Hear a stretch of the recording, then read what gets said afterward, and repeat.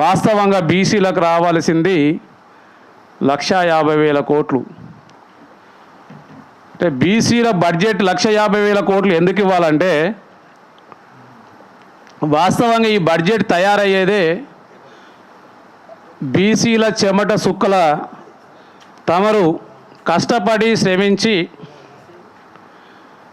రోజు నిత్యావసర సరుకులు కావచ్చు,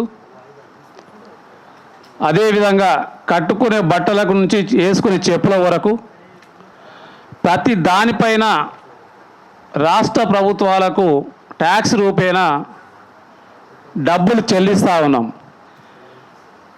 ట్యాక్స్ చెల్లించి లక్షలాది రూపాయల బడ్జెట్కు కారణమైనటువంటి బీసీలకేమో నామమాత్రం బడ్జెట్ కేటాయింపులు.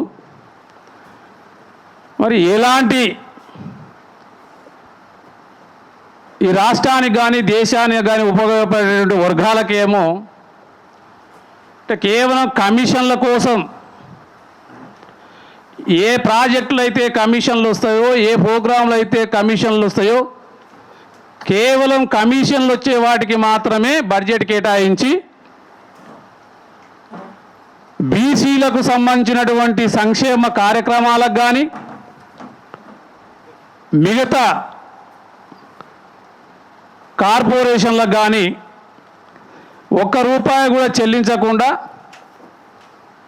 2.5 సంవత్సరాలు అవుతా ఉన్న ఈ బడ్జెట్ పైన మాట్లాడడానికి మా పెద్దలందరూ కూడా మరి సమాయత్తంగా ఉన్నారు.